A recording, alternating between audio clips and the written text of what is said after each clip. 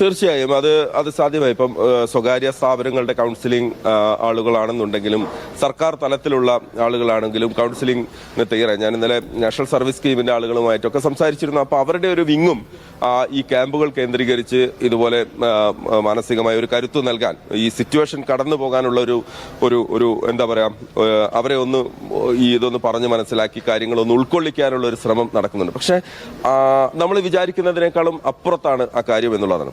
മഴ പെയ്യുമ്പോൾ ചെവി പൊത്തി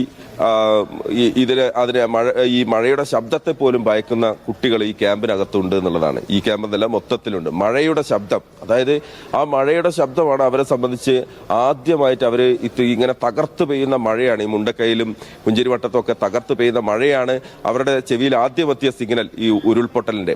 രണ്ടാം ഘട്ടത്തിലാണ് ഈ ഉരുളിടിഞ്ഞ് വീഴുന്നതിന്റെ വലിയ പ്രകമ്പനം, അതിന്റെ ഇളക്കം, ഇതെല്ലാം അവരെ വേട്ടയാടുന്നത്. അപ്പം അതിന് സമാനമായ രീതിയിൽ, അല്ലെങ്കിൽ അതിനൊരു ശബ്ദം വന്ന് വീഴുന്ന സമയത്ത് അതുപോലും പിടിച്ചു നിൽക്കാൻ പറ്റാത്ത ആളുകൾ ഈ ക്യാമ്പിനകത്തുണ്ട്. അതായത് മനസ്സ് അത്രയേറെ നേർത്തുപോയ മനുഷ്യർ ഈ കൂട്ടത്തിലുണ്ട്. അപ്പം അവിടെ തുടങ്ങണം എന്നുള്ളത് തന്നെയാണ്. അവിടെ തുടങ്ങണം എന്നുണ്ടെങ്കിൽ ഇപ്പം ഈ ക്യാമ്പ് എത്ര ദിവസം ഇങ്ങനെ മുന്നോട്ട് പോകും? ക്യാമ്പിൽ അവർക്ക് അവരുടെ കൂട്ടുകാരുണ്ടാകും, സുഹൃത്തുക്കള്, അവരുടെ ബാക്കി വന്ന പ്രിയപ്പെട്ടവർ നഷ്ടപ്പെട്ടെങ്കിലും ബാക്കി വന്ന അയൽക്കാരുണ്ടാകാം.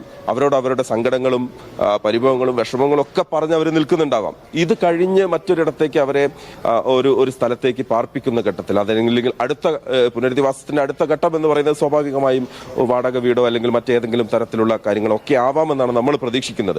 പക്ഷെ അങ്ങനെ വരുമ്പോഴേക്കും വീണ്ടും ഒരു ഒറ്റപ്പെടലിന്റെ, ഒരു തുരുത്തിന്റെ അവസ്ഥയിലേക്ക് പോകണം. ഓർക്കണം ജിൽസി, പലരും ഒരു 5 or 6 ആളുകൾ ഉണ്ടായിരുന്ന, അല്ലെ 10ഓളം കൂട്ടുകുടുംബമായി നിന്നിരുന്ന അതിൽ 1 or 2 ആളുകൾ മാത്രം അവശേഷിച്ച അവരൊരു മുറിയിലേക്ക് അകപ്പെടുമ്പോഴുണ്ടാകുന്ന മാനസികാവസ്ഥ എന്തായിരിക്കും എന്നുള്ളത് നമുക്കത് ചിന്തിച്ചാൽ മനസ്സിലാകില്ല, ഒരിക്കലും മനസ്സിലാവില്ല. നമ്മൾ അങ്ങനെയുള്ളവരെ ഒരു പോസിറ്റീവായിട്ടുള്ള ഒരു അന്തരീക്ഷത്തിലേക്ക് കൊണ്ടുവരിക, അവരെ മാറ്റിയെടുക്കുക എന്നതാണ് നമ്മുടെ ദൗത്യം, അല്ലെ? നമ്മൾ ഒരുപക്ഷെ ഇന്ന് നമ്മൾ ഉച്ചവരെയുള്ള സമയത്ത് നമുക്ക് പരമാവധി ആളുകളെ ആ നിലയ്ക്ക് നമ്മുടെ സ്ക്രീനിൽ നമ്മൾ എത്തിക്കുന്നു.